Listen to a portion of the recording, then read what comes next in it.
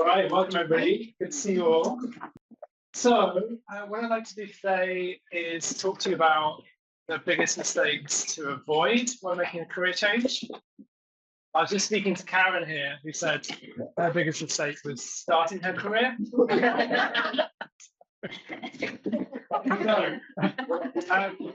Why am I qualified to talk about this? Because I made a career change and I probably made every single mistake in the book. And in fact, I started an organization called Careershifters. We've worked with more than 18,000 clients over the last almost 20 years, all based on the mistakes that I made and helping other people like you not make those mistakes as well. So my hope from this session is that you leave just a little bit clearer about the things to avoid. And as a replacement, some of the things, the strategies that we've seen really work instead. I'm going to go through some slides that are going to take a fairly short period of time, but I really want to leave a lot of time for questions. So there will be a time towards the end to ask any of your questions. And I encourage you to start thinking about those questions now, because what I don't want you to do is leave the session going, oh, I wish I'd asked that question. So as questions come up, I will pause at certain points for me introducing a few different models and concepts. I will take questions on the fly, but also if you want to ask your questions at the end, please do so there. So let's get started. I want to talk about 6 key mistakes to avoid. And as I said, I am part of a team of people called the Careershifters team. We've been doing this type of work since 2006, helping clients in this country and around the world who are at a career crossroads, struggling at that stage and wanting some help to figure out what next. And we help them do that through courses, workshops, coaching. Every single member of our team has done it. So we are experienced in doing this. We all come from different backgrounds. We all had different experiences of going through this journey. But our aim, what gets us out of bed every morning, is to help people like you do it with less heartache than we had when we did ours. So we're regularly quoted on the media on the topic of career change, and we're also a certified B Corporation, which means that we meet very strict social and environmental guidelines in our work. So let's get straight into these mistakes. Number 1, really importantly, don't assume if you're making a career change that you necessarily need to make a 180-degree shift. I said that we talk to the media a lot. The media love to share stories about the banker who became a florist and the IT consultant who became a polar expedition leader. Those shifts happen for sure, but there are many other types of shifts and degrees of shifts that are possible. And so what I want you to be aware of is what those are. So Paul here, Ajit, Laura, Susanna, Ayamari, they have all made career changes, but they've all done it in very different ways. And I hope that you can learn some lessons from their shifts that can help you start to place yourself on this spectrum of degrees of shift. So what we've identified in our work over the last almost 2 decades is that your shift, when you come to make it, is going to be one of 5 types of shift that sit on what we call the career change spectrum. And this describes the degree of shift that you're trying to make, or the number of things that you're trying to change. There's a scale on this. So on the left-hand side, there are shifts generally of lower complexity. And on the right-hand side, there are shifts of higher complexity. So at the most basic level, for those of you that are working in very big companies and want to stay in the same company, but want to change your role or your function within that company, or your team or your department, you can make an internal shift. That is one type of shift. Secondly, you may say, well, actually, I don't like the company I'm working in, but I actually quite like my functional role. I quite like the industry I'm in, but I don't want to stay in this company because whatever reason, there are opportunities that I want, the culture isn't right, I don't like my boss, whatever it is. So you could make a company shift. As we move a little bit further down the spectrum, you could say, well, actually, I really like what I do, but I want to take that into a different field or a different industry. That is what we call a field shift. I'm going to give you some examples in a moment. You could say, actually, I really enjoy the field I'm in, the industry I'm in, but I want to change the function that I'm doing. And that's a functional shift.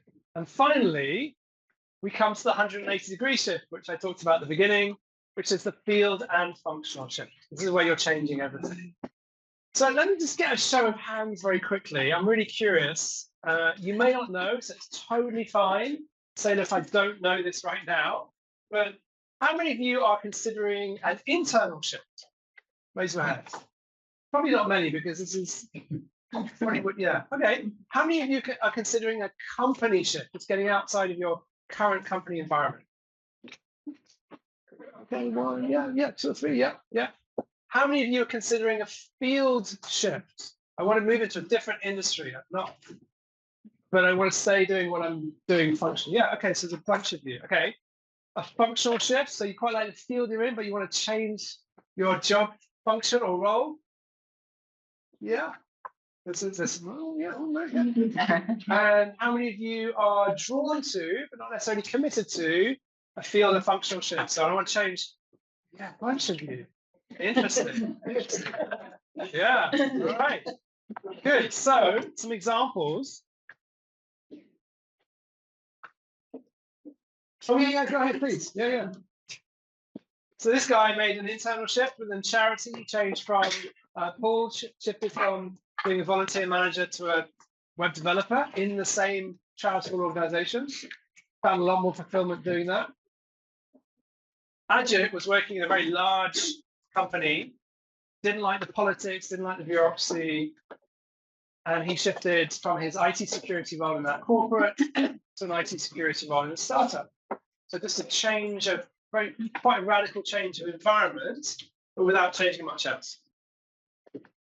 Field shift. Laura was a lawyer. She still is a lawyer, but she's changed the field she's working in. She used to work in M&A, and now she works advising small and medium-sized enterprises. Susanna was in the shoe industry, so she worked as a product manager for a large company. And she said, actually, I want to change the function, but I want to stay in the same industry. So she became a business owner. She started her own shoe company. And Ayomori, she did the 180-degree shift. So she was a civil servant, and she shifted into being a full-stack developer in a fintech company. So these are the different degrees of shifts that you can make. So this is the first mistake. Don't necessarily assume you have to change everything once. And by the way, really interestingly, I'll go back a slide. What do you think, for those of you that are thinking about a field and functional shift, and there's a bunch of you, what do you think is the value of seeing this? What do you think might happen as you go towards your field and functional shift? Who'd like to share? We see this a lot in the clients we work with. You might start realizing that you don't want to change all of it. You might do, yeah. Then you might start realizing you don't want to change all of it, yeah. What's another thing that might happen? You might take a bridging role along the spectrum. Beautiful. Yeah. What's your name? Susie. Susie, on the money. So what we've seen is that sometimes to make a field and functional shift, you need to take a stepping stone role to get there, or a couple of stepping stone roles. And so those stepping stone roles might change some of these other things. They might change the company, they might change the field, they might change the function. It's a good stepping stone to getting to that longer term shift. Right, you ready for the second mistake? Is this, by the way, is this useful so far? Yes. Okay, good, great, all right. Second mistake. This is one I fell into really, really badly. So I was working for a large technology company you all would have heard of. I was miserable. From the outside, I had, on paper, a really good job.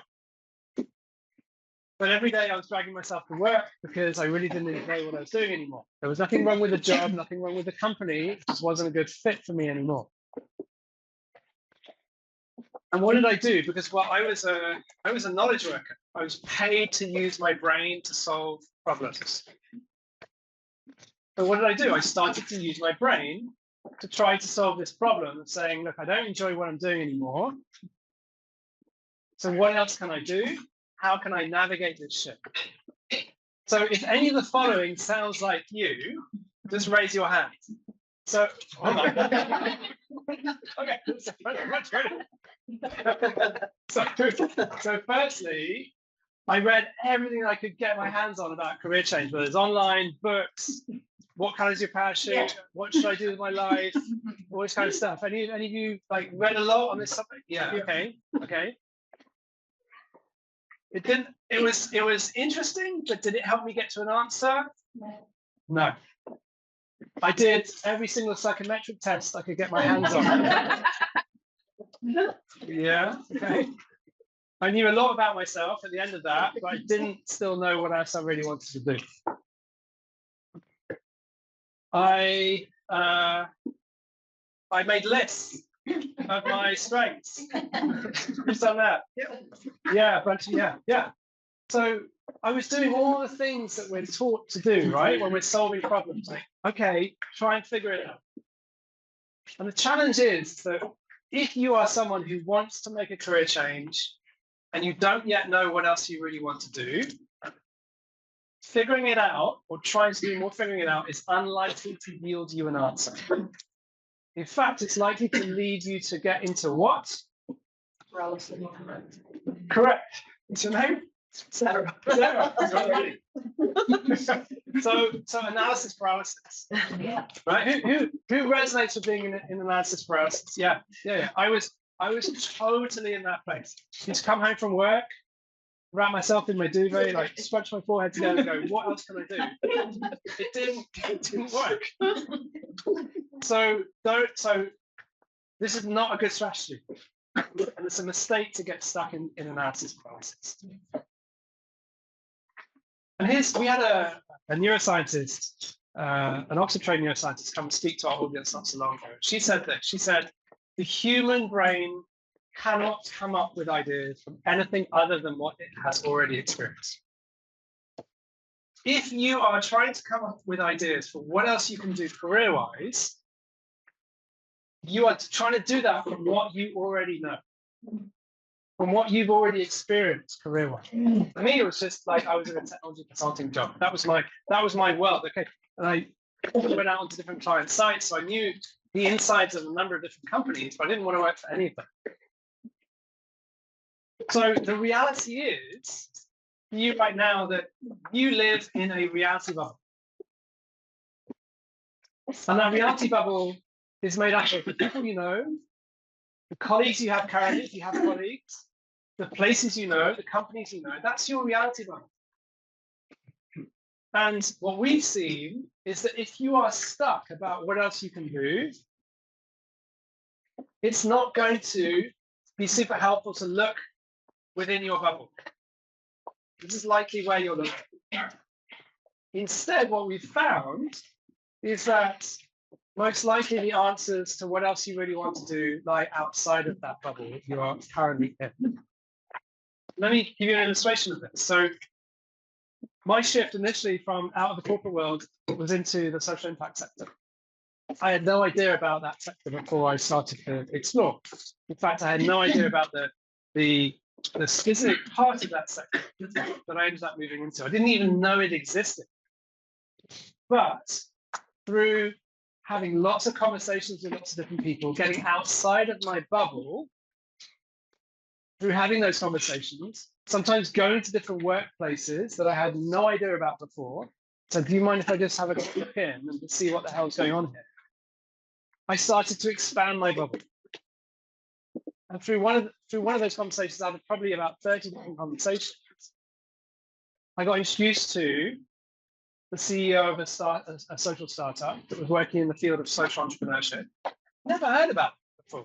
When I walked in, I was like, wow, there's something really amazing here. Something that's really moving me, touching me about this particular environment. But that was not in my bubble. Does this make sense? Yeah. Yeah. Okay. Cool. Good. Good. So this is why it's really, really important not to get stuck in analysis paralysis. This is an example. This is someone we worked with, Careershifters, Jackie. What did she do to get outside her box? She was basically a tax accountant. Again, miserable. Who's yeah.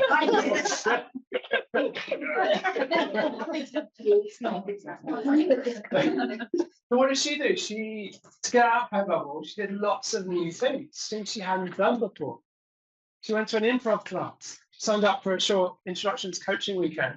She went to an illustration course. She started to get outside of her bubble and notice the things that really interested her. And to cut a long story very short, she's now made a career change into a portfolio career where she's a part-time illustrator alongside being a project manager. And she loves her new setup. So don't figure it out, instead act it out. Really, really important. Okay, mistake number 3. Starting with your skills is, in our experience, a mistake. Let me ask you a question.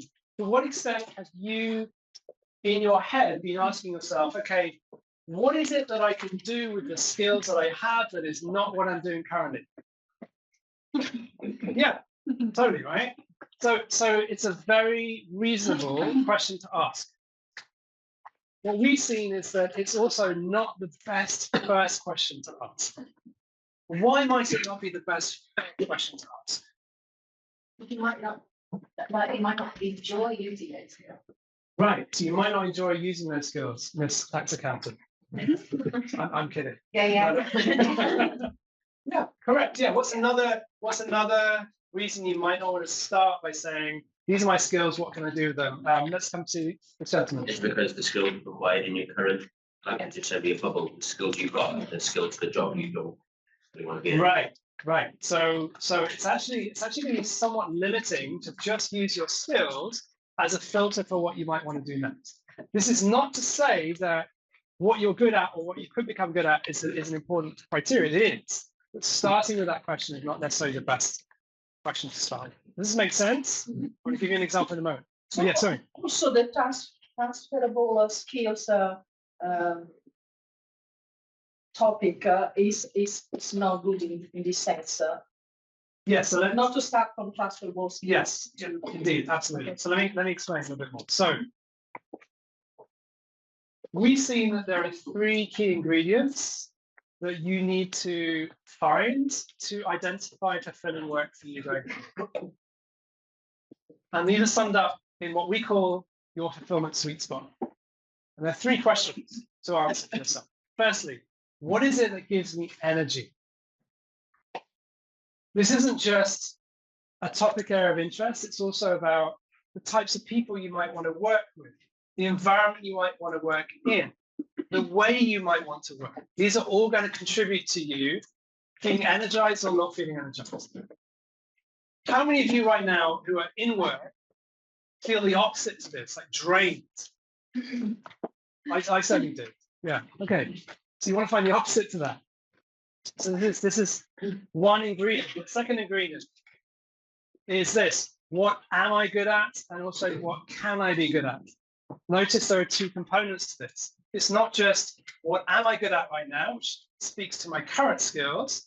It's also what can I be good at going forward, which speaks to the fact that each one of you has an ability to develop new skills going forward. Third ingredient: what is it that the world is going to pay me for in a way that I need to have the lifestyle that I want going forward? When you find answers to these 3 questions, you're also going to find exciting and viable options for your next career. Which question do you think is the most powerful one, the most useful one, the most effective one to start with? Energy.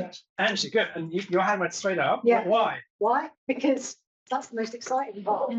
For me. Yeah. Okay. Because I think being energized by something, that's your why, isn't it? And that's kind of what's gonna It's your keep why. you motivated Right. through that Right. change. Right. Yeah. So So another way to put this is that if you can find energy in your career, it's going to provide the fuel for you to do that on an ongoing basis, even when you have bad days. Right? It's gonna provide some sustainability, some longevity to what you choose going forward. Which, if you're looking for fulfilling work, is going to be really important. So what we've seen is that there's an order to tackle these that is the most effective for you to do. And the first is to start with that. What is it that gives me energy question? Not just from the role, but from all the other factors that I talked to you about. Secondly, to then say, okay, well, given what gives me energy, what are some of the skills that I can bring to this area? But also, what are some of the skills that I can develop within this area that can help me move forward even faster? So it's a two-part question. What do I have? What can I add? And then finally, with that area of interest, with my skills, where is it that I can monetize that in the way that's going to work for me? Does this make sense in terms of both questions to ask and an order to ask them in? Yeah. Let me give you an example. So this is Beth. Beth came through one of our courses. Beth was an advertising account manager in an agency. So when she started to say, well, what are my skills? Well, I can manage accounts, I'm good at relationships. Where does that take me? She wasn't really sure. But when she went back to first question, well, what gives me energy? Beth was really excited about how business can be used for social good. And she explored this area. She explored what was going on. She found out about the B Corporation status, which is a status that we have as an organization, which helps companies that want to do good verify that they're doing that in a public way, in a certified way. And to cut a long story short, she ended up starting a company to help other companies get certified. Had she started just from her skills, she would never likely have found them. But she started from the question, what really energizes me? And then she said, well, look, I've got some skills here. I can build relationships. I'm used to interacting with fairly senior people at different levels and at different levels in organizations. I can bring those skills to this particular area of energy. Will make sense so far? Yeah? Okay, good. Sorry, you talk about energy. Yes. About Yeah, so there's a crossover. Yeah. Passion is a little bit of a loaded word. You tend to avoid using that because some people don't really feel that they have a passion. Energy is a more easily measurable feeling, actually. Yeah, yeah. Fourth mistake.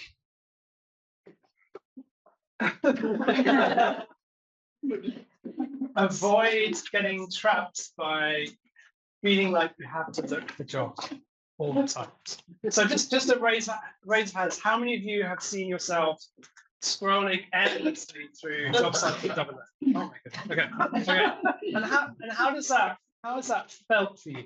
What does that mean? Terrible. Terrible. So what were some of the feelings that come up? I just feel like no job is appealing to me. Right.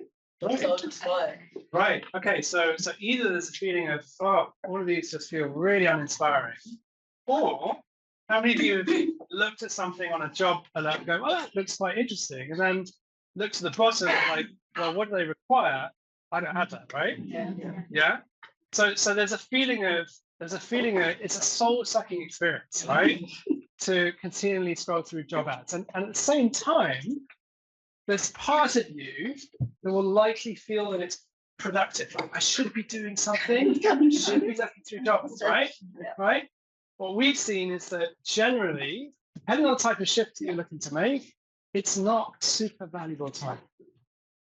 It can be useful in small instances to gather some data about what's out there and then turn those into conversations, find out a little bit more. Don't get stuck in that doom scrolling of job alerts or job sites, because it's only going to make you feel worse, not better. And here's what the author Ben Kaznowka said about this. He said, ultimately, opportunities, in terms of job opportunities, which is ultimately what all of you want when you want to make a career change, they're all connected to people.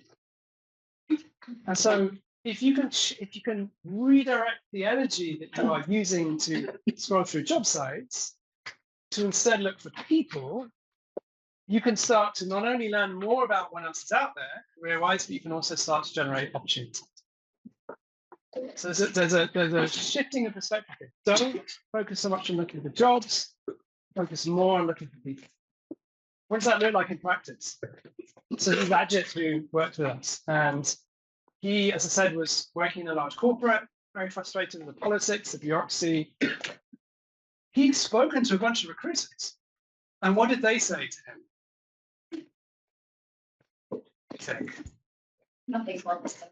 Nothing positive. Well, they said to him, actually, we can find you more of what you're doing right now in other big corporates, right? How many of you have experienced that from recruiters? Yeah, right? So recruiters are really good at finding you more of what you're currently doing or the next level up. They're far less good at finding something that's more of a lateral move rather than an upward. Also because they are on commission, so they have the they want to place you, get the commission, course. and don't spend time in finding something that you really want to do. So Ajit really didn't have a lot of luck with recruiters, got very frustrated, started working with us. We said, look, go out, have conversations with people that you would be more interested to work with than the corporate that you're currently working in. And so what did he do? He's based in India. He went in his city and he went to some startup events. Why? Because he was interested in the kind of culture and dynamism and energy of startups. He met some individuals at that event that he really got on with.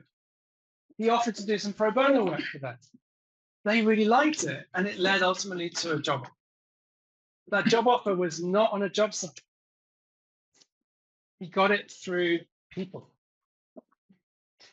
So this is the danger of getting sucked into job hunting. And this is our fourth mistake. Fifth mistake, allowing too short a time for making your shift. So you all have a badge on that has a stage on it.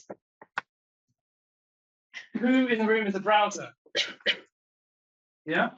So you're at the stage where you're curious about change. You haven't yet fully committed to making one. Who of you in the room is an explorer?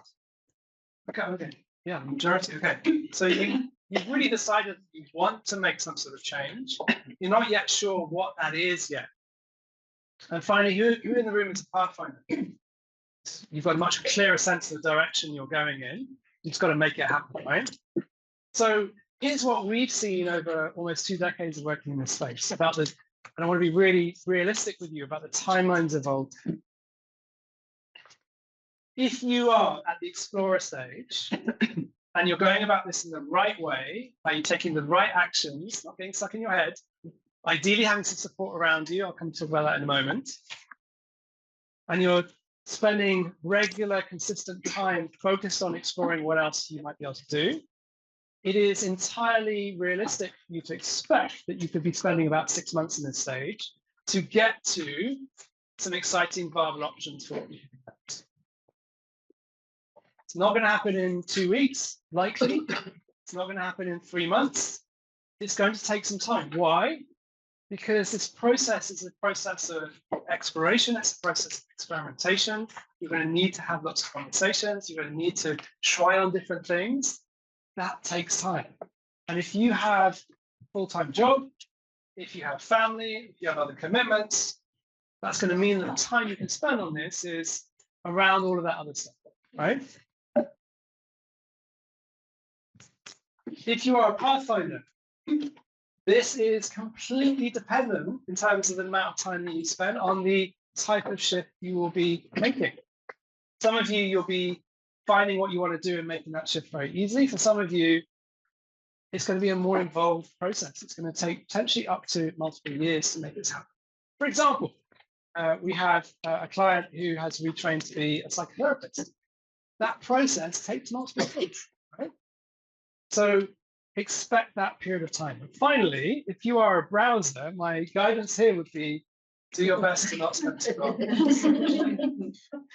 And either say, look, I am going to commit and really explore what my options are, or I'm going to not do so. But I'll make an admission. I spent 3 years in the browser stage because I knew something wasn't right. I was like, oh, well, I'll dibble dabble and like have a look. But it was a moment in time at my office where I was like, okay, this is enough. I can't do this anymore. I've got to change. And then I moved from being a browser to being an explorer. And then from that point, it took me about 6 months to understand what I wanted to do. And then for me, it took me another 3 months to make that shift after that. So my total career change from when I actually got into gear was about 9 months. Paul's took about 6 months. IMRI's took about 18 months. So just to give you a sense, it can really take different amounts of time. Right? I think it's going to happen too quickly. That's important. Okay. So mistake number 6. Doing this all alone. How many of you in this room have found reassurance, inspiration, and maybe solace from having other people around you in the same boat at this event? Yeah. This is the power of this. This is a really hard journey to do all by yourself. My strongest recommendation around this is to find other people. So there are people here that you can link up with, say, look, let's keep in touch. Let's be an accountability buddy. Great. You can find some people who have done it. So mentors who can be around you as you progress through this journey, then that's going to help you. But don't get stuck in your own head. Don't get stuck doing it by yourself. So, as summary, these are the 6 mistakes to avoid. I'm going to test you a little bit here. So, don't assume 180-degree shift. Instead, anybody?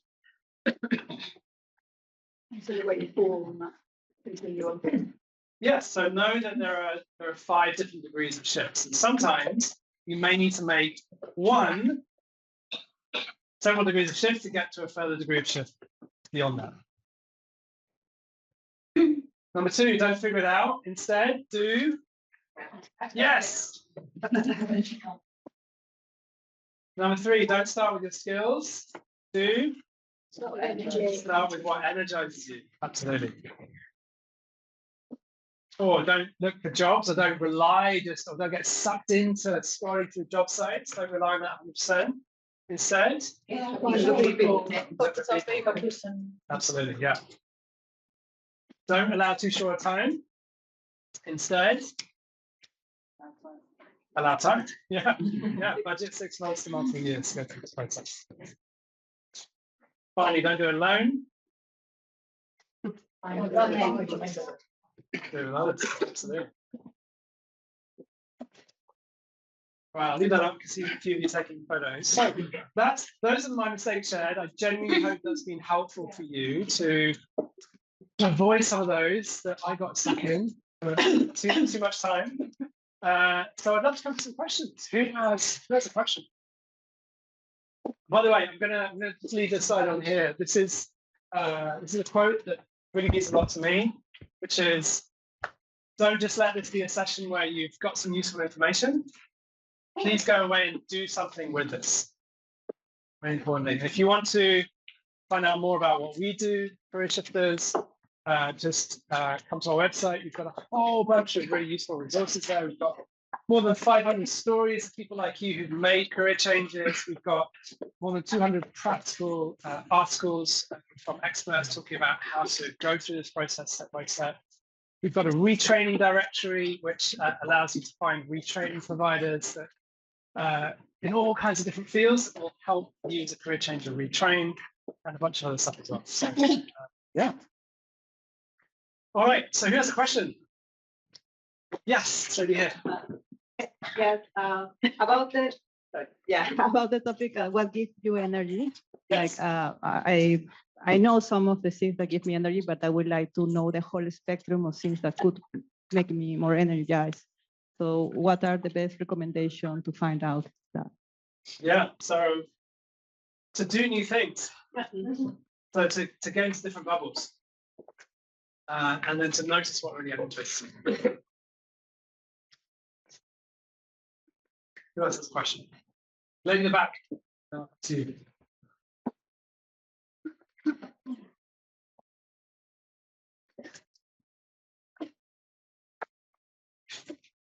I suppose my question is for people that maybe are fortunate enough to have lots of things that energize them, Yeah. and they can be quite competing, like Yeah. it could be really creative, but also be scientific or something like that. Yeah. And with this mapping, because I've done that stuff before, Yeah. I end up more confused Yeah. and then have too many options. What is the suggestion for people like that? Yeah. So short answer is to experiment. So it sounds like you're doing that in your head. Would that be fair to say? Yeah. So what's really important is, and your areas of interest, you know it. So creativity and So I'm from a legal sector, but I'm also creative. yeah. So I know you're from a legal sector, but what's of interest to you? You said creativity is one area of interest, and another one is Finance. finance. Great. So my challenge to you would be, who is it that you can find, either through your connections or asking them for their connections, who is doing something at the intersection of creativity and finance? Because I guarantee you there will be those people. So my question to you would be, how interesting would it be for you to have a conversation with someone who is working at that intersection?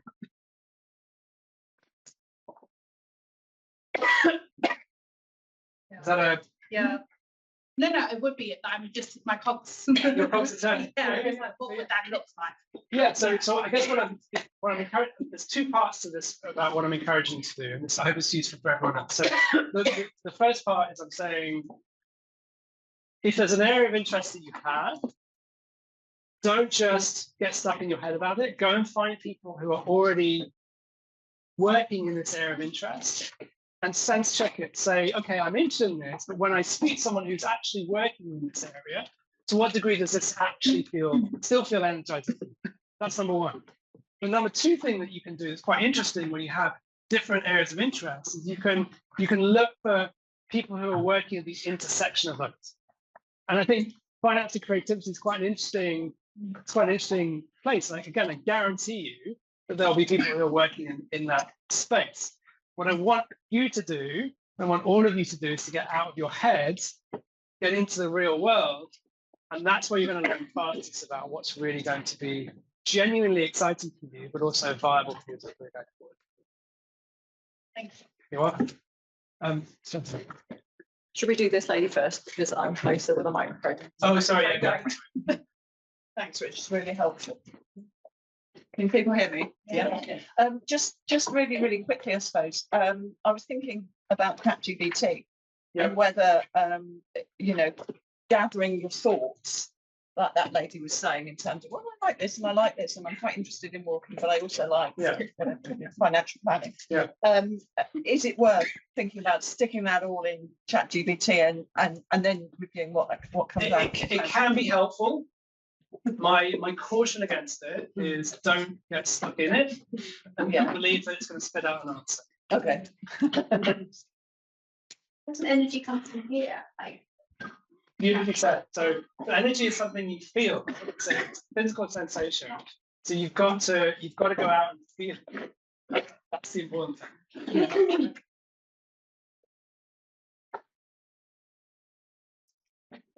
Bit of an open question, I suppose. I don't want to get too philosophical, but just wondering, what is it your experience, the main motivators for people to changing their careers? What is it like?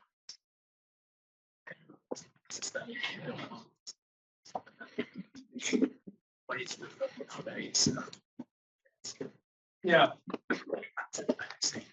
Yeah, so we've actually collected a lot of data on this.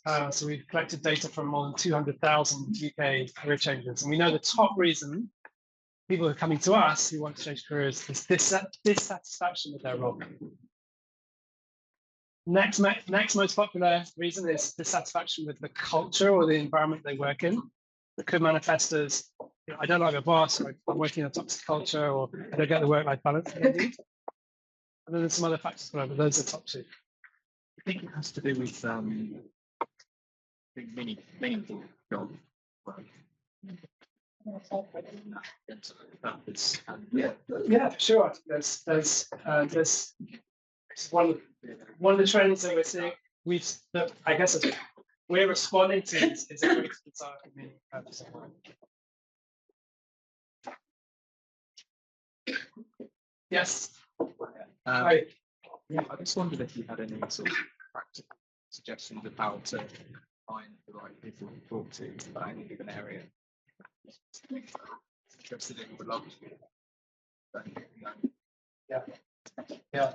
So what's let's do a live experiment here. What's an area of interest for you that you'd like to speak to someone in? Whether it be, for example, starting. Great. Who in this room knows someone who has either runs or has started a clothing brand? Interesting. And I do as well, right? So what we've seen in our work is that, first of all, we live in the most connected age we've ever lived in. Most people who are working professionals are on social networks and you can connect through. That's one thing. Secondly, if you don't know someone yourself, it's likely that someone not too far away from you, physically or in terms of your connections that you have exist right now, will know someone. And that's just been proven in the proof. So in the way we work with our clients, we're encouraging our clients to leverage their connections. And so there's a social scientist called Dunbar. He's come up with Dunbar's number, which is the number of people that we can meaningfully remember around us in our social circle. He said that that's about 150. So if you know about 150, and let's say there's 150 people in this room and everyone else here knows 150 people, who's good at maths? What's 150 times 150? It's a lot. So those are the types of people that you have actually quite close to hand for you, that you can start to use to find the connections that you want to find. Thank you. Well, if anyone wants to put me in touch with their friend.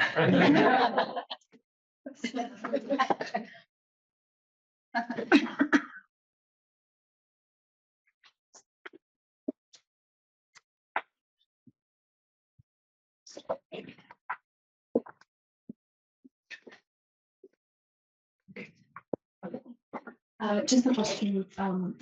I think I was a part on until redundancy hit, but I forgot. Yeah. So I guess my question is, when you do have a plan for the slightly longer term, because it takes time to retrain, like you said, would you say, is it fair to look at other avenues, stay in your path that you had and that you wanted to stay for a few years, but at the same time also looking at career change at the same time? Yeah. Or is it? Yeah. That's a great question. Thank you for the. Hey, well, yeah, that's a great question. So and are you looking for work right now? Yeah. Okay. So really importantly, if you are someone that needs to find more paid work in the next 3 to 6 months, that's most people if you're not in work, by the way, then our guidance would be to look for what we call a bridge or a stepping stone. The key quality of a bridge role is that it gives you headspace and time to focus on the exploratory work that's going to be needed to decide on your longer term plan. Sometimes that can be achieved through contracting back in the same industry that you have been in on more of your own terms. So 3 days a week, 4 days a week, in a way that still maintains enough income so that that's not a concern, but that frees up some time to the exploration process, given what I said earlier around the time period that this takes, right? So you've got to allow 6 months and multiple years to go through this process. So yeah. Great question.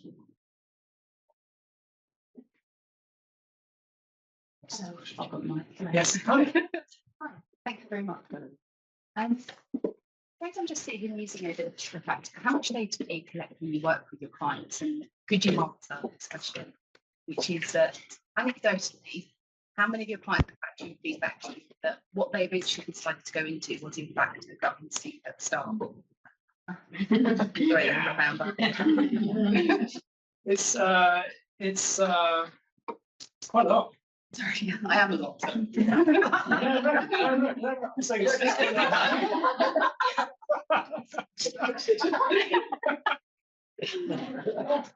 Yeah. We have one of our coaches actually in the back. I'm just looking at Anna. Anna, what would be your answer to that? Yeah, I think often there is a sorry. Often it can be a kind of gut feeling that someone hasn't really been allowing kind of come into the forefront, and actually really kind of trusting that as well. And actually once they go out there and start testing and finding out the real world situation, you might find that actually maybe it is possible when they thought it wasn't. But also, yeah, I mean, but also often it's not something that you're even aware of. And I think most of the people that come to us don't have a clue. Don't even have a gut feeling or an inkling or anything like that. And it's actually through the process, like Richard's been talking about, the process of taking action, exploring and trying to find out that's when the new inputs create the new ideas. Yeah. So sometimes yes, and also not always the case.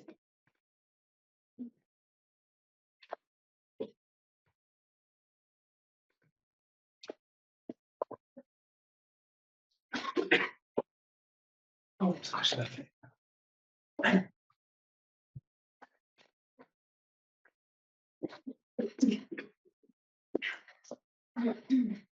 On your data, what are say the top five in your I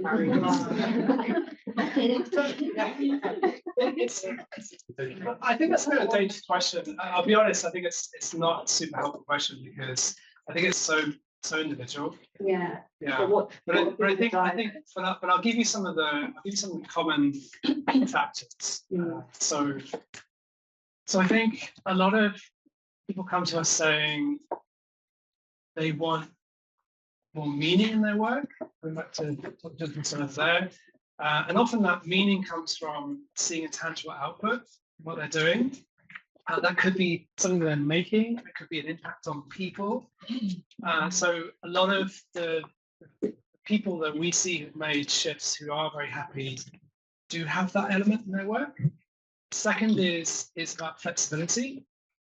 So a lot of people say, I'm just fed up with the inflexible nature of work.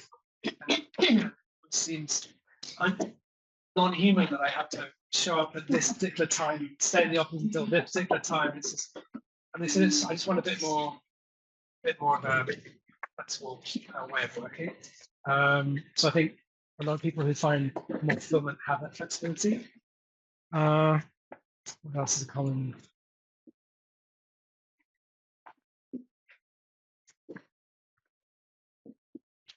Yeah, and it's connected to the meaningful bit, but just somewhat more of a greater positive impact on the world. It doesn't have to be working for a charity, but it's just something where they can feel at the end of the day, I've done something that's a bit positive to work. So I think those are some of the qualities of the work that we see people going into.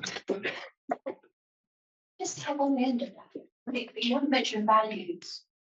Would it be aligned to your personal values? It would absolutely have to be, yeah, for the most part. So I think that brings us to a close. I'm going to finish by saying I have some postcards here from Careershifters, and we have a money off voucher here. If anybody wants to come to one of our short workshops, we have a couple of our fantastic workshop coaches in the back, Rachel and Anna there. You spend some time with them, then yeah. I just want to say thank you for being here. Really appreciate your time.